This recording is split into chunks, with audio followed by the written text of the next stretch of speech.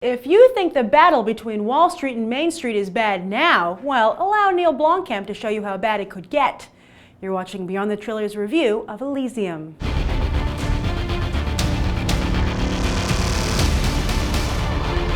Welcome. Ah, hello, madam. I need to get to Elysium. Whoever has this has the power to override their whole system.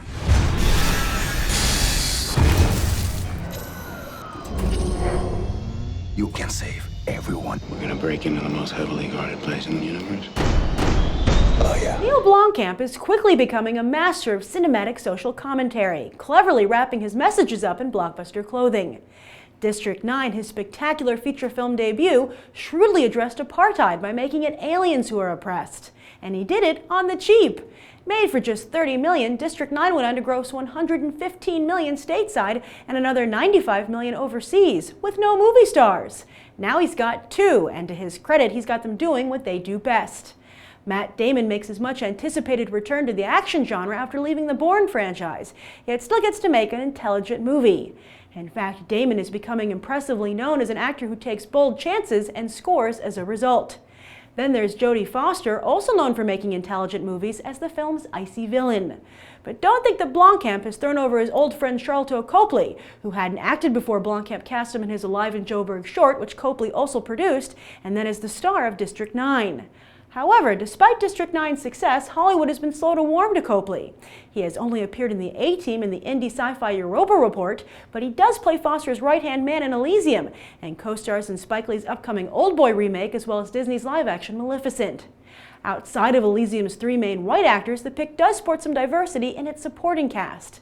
Diego Luna and Alice Braga help Damon break into Elysium, while Ferran Tahir plays the president who governs it. But while some genre fans are hungry for intelligent adult fare, is there a reason Hollywood doesn't make more of it? And while August used to be a little-known breeding ground for dark horse box office hits, the secret is out, and therefore August has become very crowded. 4 movies open wide this weekend alone, and another 4 hit next weekend.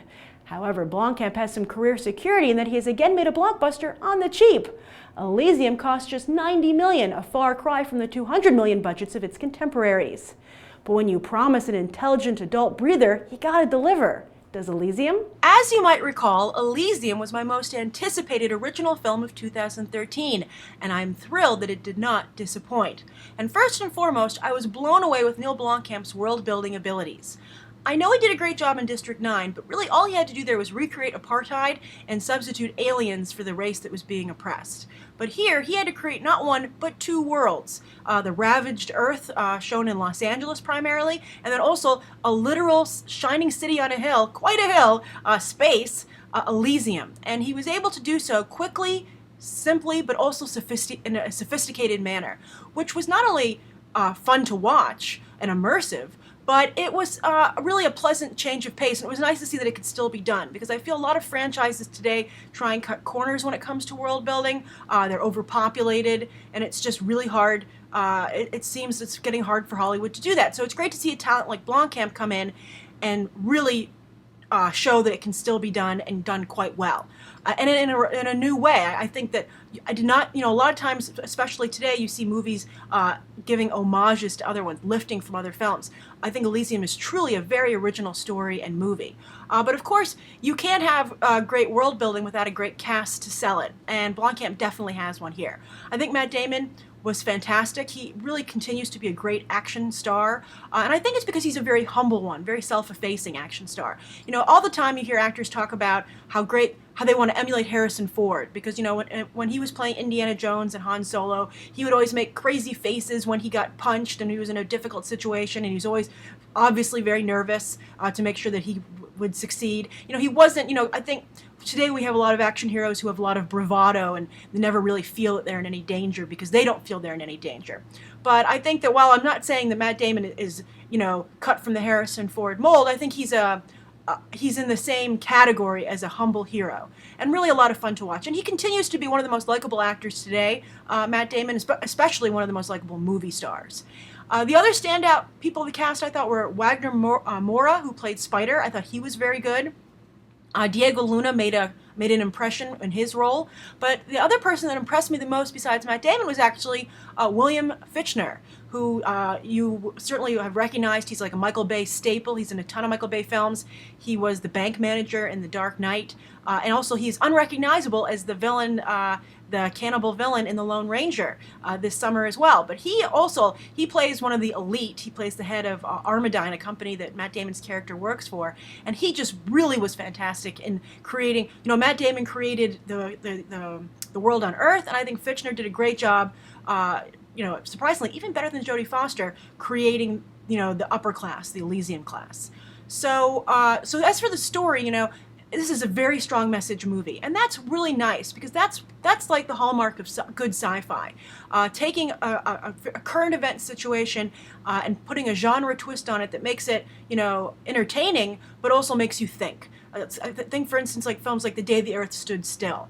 And here, this is a very strong referendum on Wall Street versus Main Street, definitely. And when you think about the course of history and you think about things that are happening today, that's what makes Elysium so compelling and also so frightening. Because Blomkamp creates like this alternate timeline future that is very believable. Like you can really see it happening, and that's what's so smart about it. It takes trends that we see emerging now and imagines them developing in the worst way possible for humanity, but in a believable manner. I mean, I think that this is a cautionary tale, which I thought was great. And you might think to yourself, some people might watch this movie and go, the Elysium class would never be this horrible, and they'd never be this mean. And when I was a kid, I would watch It's a Wonderful Life, and I thought to myself that Mr. Potter was just a Hollywood caricature of evil, that no one was ever that mean. But I have to say, when I got out of school and into the real world, I've met a few Mr. Potters, and people really like that really do exist, that are just so horrible. So that, when I watch a movie like Elysium, I can believe it happening. So I really enjoyed the film. I thought it was really well done across the board. Blomkamp is so good at sci-fi that I wish that he was more in the running for films like Star Trek and Star Wars. They've both been looking for new talent as franchises. Maybe Blomkamp, though, only wants to play in his own sandbox because he already has his third film set up, and again, he's writing and directing it, and Sharlto Copley will be on board once again. But it would be nice to see him break out and contribute to another world, because I think he has a lot to contribute. So I love the film. It's definitely one of my favorite films of the year, one of the best blockbusters of the summer, and certainly the most intelligent. So if you've seen Elysium, what do you think? Do you think this could really happen? Be sure to share your thoughts on the film and the future it predicts down below, or warns about down below, and I hope you'll check out these other movie reviews. Bye.